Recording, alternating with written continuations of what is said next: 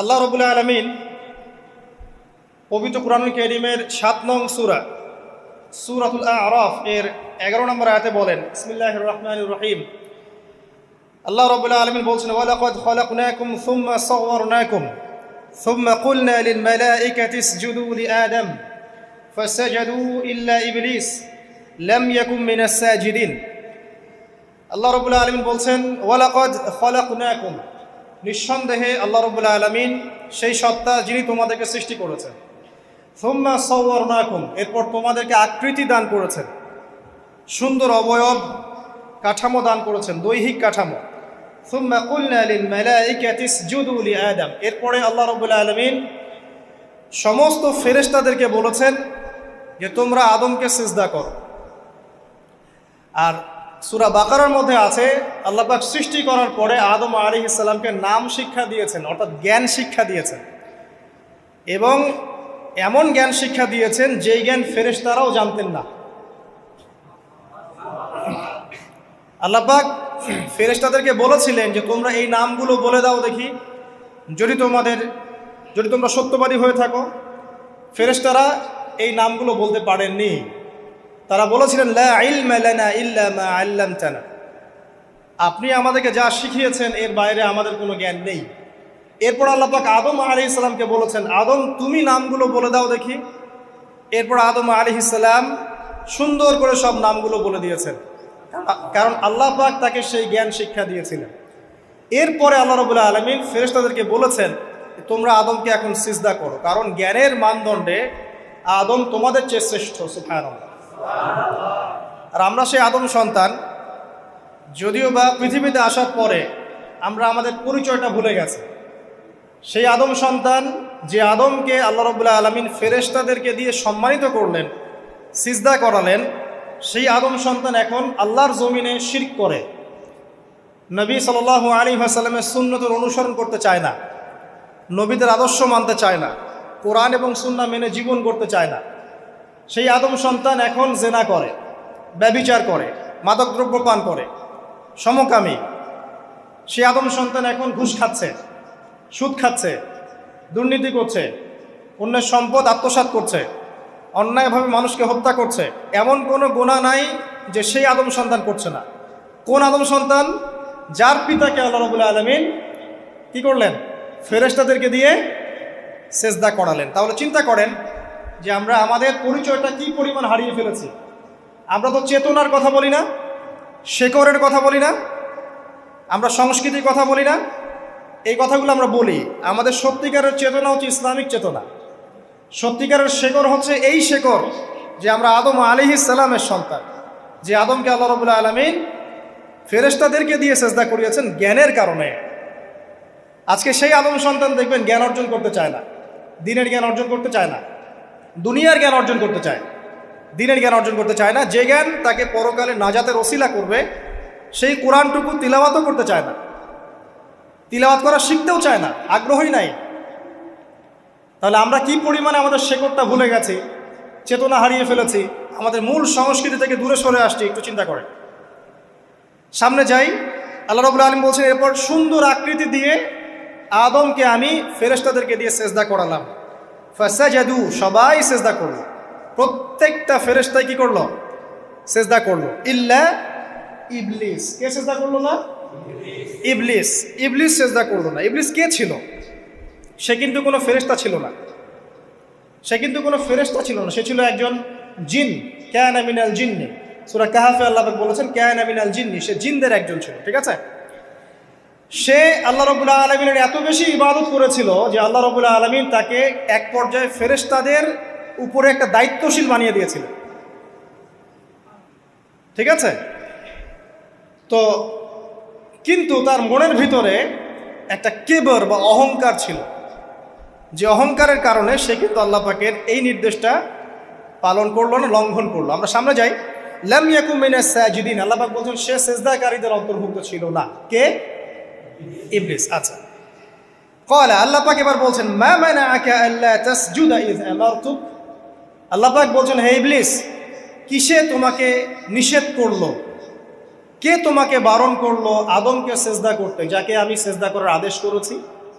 কি জন্য করলে না? সোজা কথায়, তুমি কি জন্য সেজদা করলে না আদমকে? মা মানে আঁকা, তোমাকে কে বারণ করলো? এবার ইবলিস তার দলিল পেশ করছে। সে বলছে যে ক্বালা আনা খায়রুম মিন, সে বলল আমি আদমের চাইতে উত্তম। আসসালাতু খায়রুম মিনান নাওম, এটা জানেন না?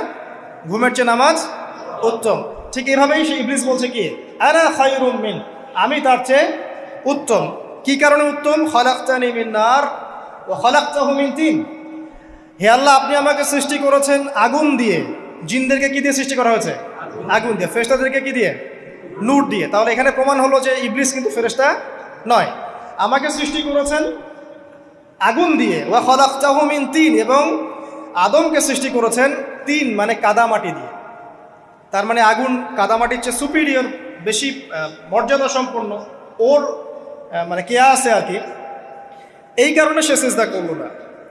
এবার আল্লাহ রাব্বুল আলামিন বলছেন ক্বালা ফাহবিত মিনহা, ইবলিস এখান থেকে নেমে যাও। এটা কোন জায়গা? একদম মহাকাশের উপরে না, নাকি পৃথিবীতে? এটা 7 আসমানের উপরের ঘটনা। ইতিহাস শুরু হয়েছে মহাবিশ্বে। মানুষের অস্তিত্বও ছিল না, এমন একটা সময় চলে গেছে। মহাবিশ্বে কোটি কোটি বছর চলে গেছে যখন মানুষ বলতে কিচ্ছু ছিল না। ছিল না। অনেক পরে মানুষকে সৃষ্টি করা হয়েছে। তো এখন দুনিয়াতে মানুষের চলাচল দেখলে মনে হয় মহাবিশ্বে সে একাই আছে, আর কেউ নাই, তাই না? আচ্ছা, এটা দলিল কোরআনে আছে। সূরা দাহার 1 নম্বর আয়াত পড়ে দেখবেন, হাল আতা আলাল ইনসান হাইনুম মিনাদ দাহরি লাম ইয়াকুন শাইআম মাযকুরা। আল্লাহ পাক বলছেন মানুষের উপরে এমন সময় চলে গেছে যে মানুষ কোনো আলোচ্য বিষয় ছিল না, উল্লেখযোগ্য কোনো বিষয় ছিল না। তো সভ্যতার শুরুর ঘটনা হচ্ছে এটা, মানে মানব সভ্যতার একদম শুরুর শেকড়ের ঘটনা হচ্ছে এটা। একদম শুরুর চেতনা, শুরুর সংস্কৃতি শুরু হচ্ছে এখান থেকে। এবার ইবলিস বলছে আমি সেজদা করব না, বিকজ আমি তার চেয়ে সুপিরিয়র। আপনি তাকে সৃষ্টি করেছেন মাটি দিয়ে, আমাকে সৃষ্টি করেছেন আগুন দিয়ে, আমি তাকে সেজদা করব না। সে আল্লাহ পাকের আদেশ লঙ্ঘনই করলো না, বরং আল্লাহকে উল্টা একটা যুক্তি দেখালো যে আপনি ভুল, আমি ঠিক। নাউজুবিল্লাহ, আপনি আমাকে আদমকে সেজদা করতে বলছেন, এটাই ভুল, বরং উচিত হচ্ছে ও আমাকে সেজদা করবে। নাউজুবিল্লাহ। তো সে কিন্তু আবা ওয়াস্তাকবার, সে উদ্ধত হলো এবং অহংকারও প্রদর্শন করলো। আল্লাহ পাক বলছেন ক্বালা ফাহবিত মিনহা, এখন এখান থেকে নেমে যাও। এই জান্নাতি বলেন আর ওই ঊর্ধ্ব জগতই বলেন, সেখান থেকে তোমরা নেমে যাও, তুমি নেমে যাও। ফামা ইয়াকুনু লাকা আন তাতাকাব্বারা ফিহা, এখানে দাঁড়িয়ে তুমি অহংকার করবে এই অধিকার তোমাকে দেওয়া হয় নাই। সোজা কথায় আল্লাহ পাক বলছেন এখানে দাঁড়িয়ে তুমি অহংকার করবে এই অধিকার তোমাকে দেওয়া হয়নি। আল্লাহ পাক অহংকারীকে পছন্দ করেন না। অহংকারীদেরকে আল্লাহ পাক কিয়ামতের মাঠে পিঁপড়ার মতো উঠাবেন। তাদের আকৃতি মানুষের সমানও হবে না, ছোট ছোট কালো পিঁপড়ার মতো হবে, এবং অন্ধকার ওদেরকে ঢেকে নিবে। তো আমাদের মনে যাদের অহংকার আছে, আল্লাহর ওয়াস্তে অহংকার ছেড়ে দেই। অহংকার ইলমেরও থাকতে পারে। একজনের অনেক বড় ইলমি ডিগ্রি সার্টিফিকেট আছে, অমুক ফারেক তমুক ফারেক, অমুক মুহাদ্দিস অমুক মুফাসসির, ডাবল ডিগ্রি, এটার অহংকার থাকতে পারে, ঠিক আছে। আবার অনেকের টাকা পয়সার অহংকার থাকে, অনেকের ক্ষমতার অহংকার থাকে, আবার এখনকার মেয়েদের সৌন্দর্যের অহংকার থাকে, থাকে না? এক এক মানুষের এক একটা অহংকার। অহংকারের ডেফিনেশনটা কি? একজন সাহাবী নবী সাল্লাল্লাহু আলাইহি ওয়াসাল্লামকে বলছেন, ইয়া রাসূলুল্লাহ, আমি পছন্দ করি আমার গায়ের পোশাকটা সুন্দর হোক, আমার জুতা সুন্দর হোক, ঠিক আছে, আমার সুগন্ধি ভালো হোক, দামি হোক। এটা কি অহংকারের পরিচয়? নবী সাল্লাল্লাহু আলাইহি ওয়াসাল্লাম বলছেন না, এটা অহংকারের পরিচয় নয়। বরং অহংকারের পরিচয় হচ্ছে অন্য মানুষকে তুচ্ছ তাচ্ছিল্য করা এক, আর দুই হচ্ছে সত্যকে প্রত্যাখ্যান করা। মনে থাকবে অহংকারের সংজ্ঞা কি? এক, অন্য মানুষকে তুচ্ছ তাচ্ছিল্য করা, আর দুই, সত্যকে প্রত্যাখ্যান করা। এখন সত্য কি? আইনস্টাইনের থিওরি সত্য, নাকি পিথাগোরাসের উপপাদ্যই সত্য, নাকি আমাদের পশ্চিমারা যে সেকুলারিজম, কমিউনিজম, ডেমোক্রেসি ইত্যাদি ইত্যাদি, ন্যাশনালিজম এগুলো দিয়ে দিয়েছে মতবাদগুলো, এগুলি চূড়ান্ত সত্য? সায়েন্সই কি চূড়ান্ত সত্য? চূড়ান্ত সত্যটা কি আসলে? এক কথায় সূরা কাহফের 29 নম্বর আয়াতে সত্যের সংজ্ঞা আছে। কত নম্বর আয়াতে? সূরা কাহফের 29 নম্বর আয়াতে আল্লাহ পাক বলছেন ওয়াকুলিল হাক্কু মির রাব্বিকুম, হে নবী আপনি বলে দিন সত্য সেটাই, ন্যায় অন্যায়ের চূড়ান্ত মানদণ্ড সেটাই, হক বাতিলের চূড়ান্ত মানদণ্ড সেটাই। কোনটা? যেটা তোমার রবের পক্ষ থেকে নাজিল হয়। সুবহানাল্লাহ। আমাকে বলেন যে রবের পক্ষ থেকে কি নাজিল হয়েছে? একসময় তাওরাত নাজিল হয়েছিল না, ওটাই হক ছিল। ওই সময় কি ছিল? সেটাই হক ছিল। জাবুর ওই সময়ের কি ছিল? হক। ইনজিল ওই সময়ের হক ছিল। এখন কি আছে আমাদের কাছে? কোরআন এবং এর ব্যাখ্যা হচ্ছে হাদিস। কিয়ামত পর্যন্ত কি অন্য কোনো শরীয়ত আসবে? অন্য কোনো নবী আসবে? কেউ যদি বলে যে অমুকে নবী হবে, সে কি মুসলিম না কাফের? তাহলে কোনো সন্দেহ আছে? যদি কেউ দাবি করে যে মুহাম্মদ সাল্লাল্লাহু আলাইহি ওয়াসাল্লাম শেষ নবী নন, আরো নবী আসতে পারে, নাউজুবিল্লাহ, এবং এই কুফরি আকীদায় বিশ্বাসীকে কেউ যদি কাফের মনে না করে, সেও কাফের হয়ে যেতে পারে। বুঝতে পারছেন? আসেন, তো অহংকারের সংজ্ঞাটা আমরা জেনে নিলাম যে সত্যকে প্রত্যাখ্যান করা, আল্লাহর ওহীকে প্রত্যাখ্যান করা, মানে কোরআন এবং সুন্নাহ থেকে সরে আসা, এটাকে মিথ্যা মনে করা, বা অন্য কোনো মতবাদকে কোরআন সুন্নাহর সমকক্ষ মনে করলেও কুফরি হয়ে যাবে। এরকম মনে করে অন্য একটা মতদর্শ, একটা দর্শন, একটা ফিলোসফিক্যাল থট বা একটা স্কুল অফ থট কোরআন সুন্নাহর চেয়ে ভালো নয়, কিন্তু কোরআন সুন্নাহর সমমানের, এটাও যদি কেউ মনে করে, কাফের। কথা কি বুঝতে পারছেন? এটা হচ্ছে অ্যাবসলিউট ট্রুথ, মানে এটা সত্যের একদম সর্বোচ্চ স্টেজ, এর উপরে আর কিছু নাই। ভুলে গেছিলাম ভাই। আচ্ছা, এবার আসেন, আমরা অহংকারের সংজ্ঞা জানলাম, সত্যের সংজ্ঞাও জানলাম। এখানে ইবলিস কি করছে? সে অহংকার প্রদর্শন করছে। সে আল্লাহকে বলছে আপনি ভুল, আমি ঠিক। আদমকে সে তুচ্ছ তাচ্ছিল্য করলো এবং সত্যকে প্রত্যাখ্যান করলো, দুটোই কিন্তু ইবলিস করলো এখানে। আসেন, আল্লাহ পাক বলছেন ফাখরুজ, এখান থেকে বের হয়ে যাও হতভাগ। ফাখরুজ মানে উখরুজ মানে বের হও, অতএব ফাখরুজ, এখান থেকে বের হয়ে যাও। ইন্নাকা মিনাস সাগিরিন, তোমার অহংকার করার কোনো সুযোগ নাই এখানে, তুমি তো ছোট পুত্র। ইন্নাকা মিনাস সাগিরিন, সাগির মানে কি? তুমি এখান থেকে, তুমি বের হয়ে যাও এখান থেকে, তুমি একজন ক্ষুদ্র সত্তা, তোমার এখানে অহংকার করার কিচ্ছু নাই। কলা, এবার ইবলিস বলছে, এই জায়গাগুলো খুব ভালো করে শোনেন, আমাদের লেকচারের আসল জায়গায় কিন্তু যাবে ওই দিকে। যদি আড়াইটা পর্যন্ত লেকচারটি কোনো সমস্যা আছে? আচ্ছা, তাহলে বসে থাকেন, খাওয়া দাওয়া করে আসছেন তো? আচ্ছা, কলা, এবার ইবলিস বলছে আনজিরনি, শোনেন, ইবলিস বলছে আনজিরনি, হে আল্লাহ আমাকে অবকাশ দিন। কি বলছে? আমাকে অবকাশ দিন।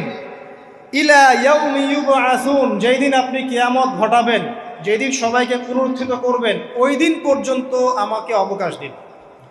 সূরা বাকারায় আছে, অন্য সূরা আছে, রব্বি আনজিরনি ইলা ইয়াউমি ইউবআসুন। ইবলিস বলছে হে আমার রব। কি বলছে ইবলিস? হে আমার রব। ইবলিস কি তাহলে আস্তিক না নাস্তিক? কথা বলেন, ইবলিস কি আস্তিক না নাস্তিক?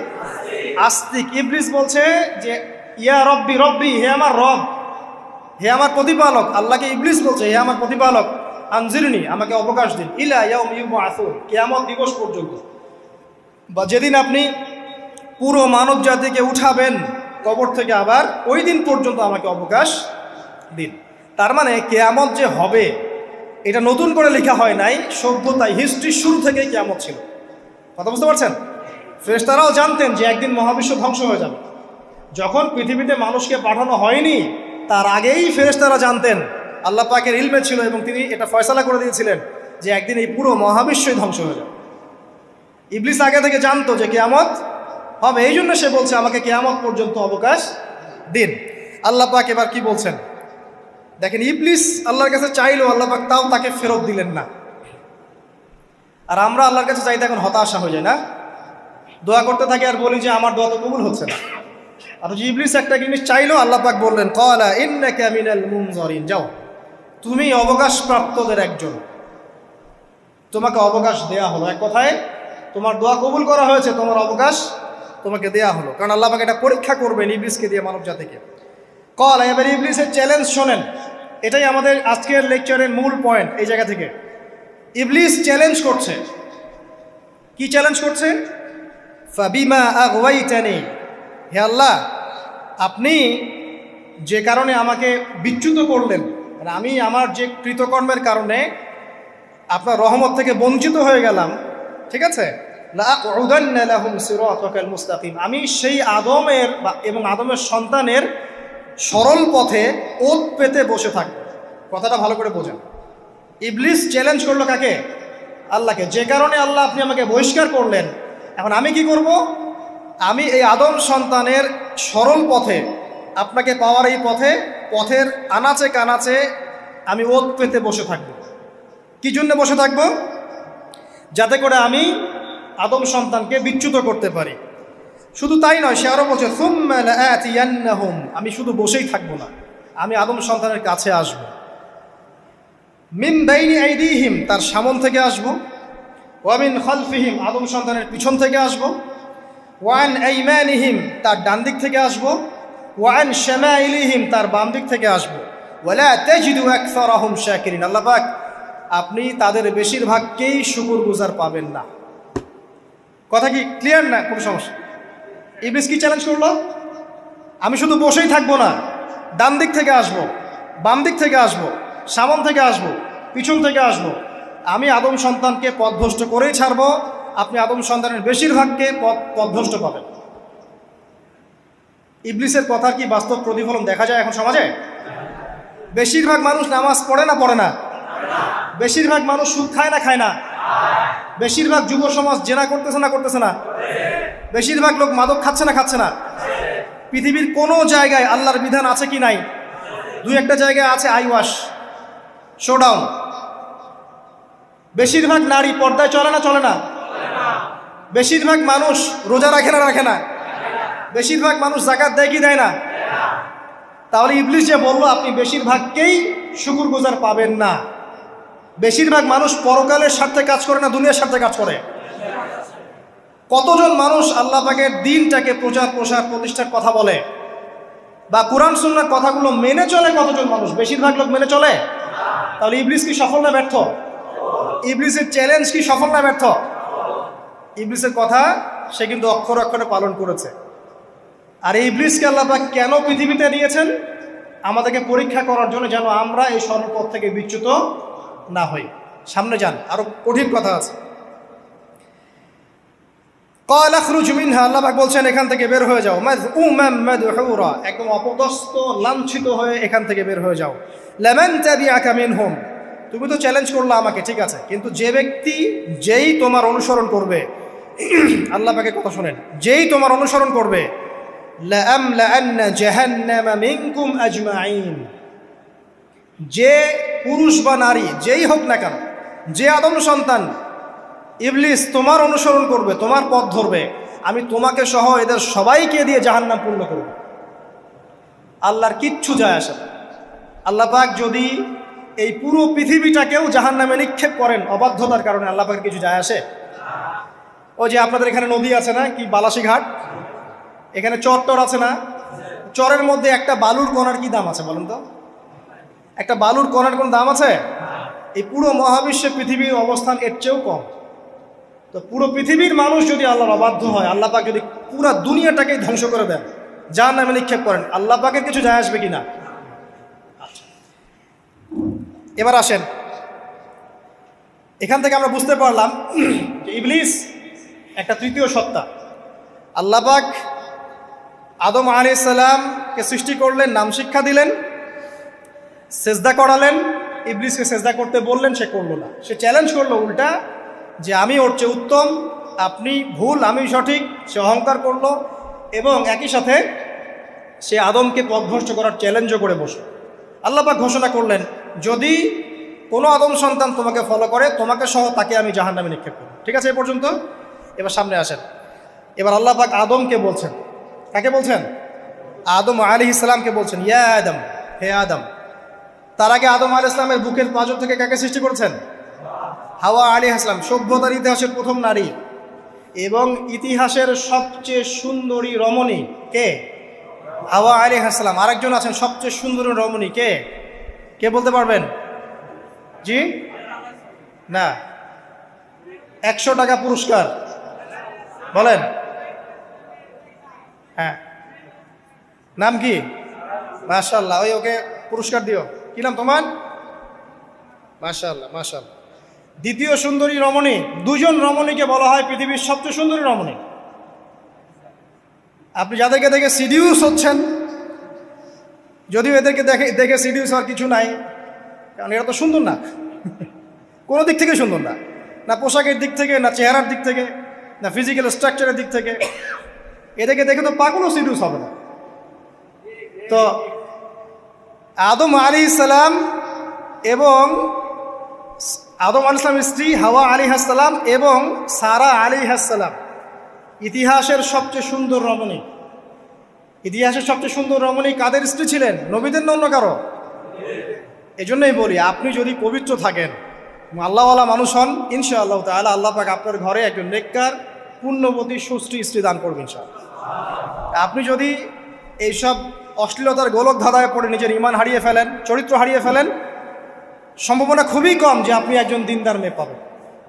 বরং আপনি এমন কাউকেই পেতে পারেন যে আপনার মতোই, ঠিক আছে? দেখবেন যে আপনি 10 ঘাটের পানি খেয়ে আসছেন, ও দেখবেন 12 ঘাটের পানি খেয়ে আসছে। আল্লাহ পাক আমাদের যুব সমাজকে হেফাজত করুন, আমিন। আল্লাহ পাক এবার আদম আলাইহিস সালামকে বলছেন, ইয়া আদম, হে আদম, উসকুন আনতা ওয়া যাওজুকাল জান্নাহ। আদম শোনো, তুমি এবং তোমার স্ত্রী দুইজন এখন জান্নাতে থাকো। কোথায় থাকো? জান্নাতে থাকো। ওয়া কুলা মিন হাইসু শি'তুমা, যেখানে ইচ্ছা সেখান থেকে খাবার খাও। জান্নাতের নাজ নেয়ামতের কথা তো আপনারা শুনেছেন অনেক, আমি ওইগুলো বলতে যাচ্ছি না, সময় চলে যাবে। যা ইচ্ছা তাই পাবেন সেখানে, যা ইচ্ছা তাই। এমন একটা জায়গা যেটা কখনো কোনো চোখ দেখে নাই, কোনো কান শোনেও নাই। চোখ না দেখলেও, কান না শুনলেও মানুষ মনে মনে অনেক কিছু কল্পনা করে না, এটা কল্পনাও করার সুযোগ নাই। এত উন্নত মানের একটা জায়গা। তোমরা দুজন এখানে থাকো, জান্নাতের যে কোনো জায়গায় যাও, খাওয়া দাওয়া করো, কোনো সমস্যা নেই। কিন্তু ওয়ালা তাকরাবা হাদিহি শাজারা, মানে কি, এই যে গাছটা আছে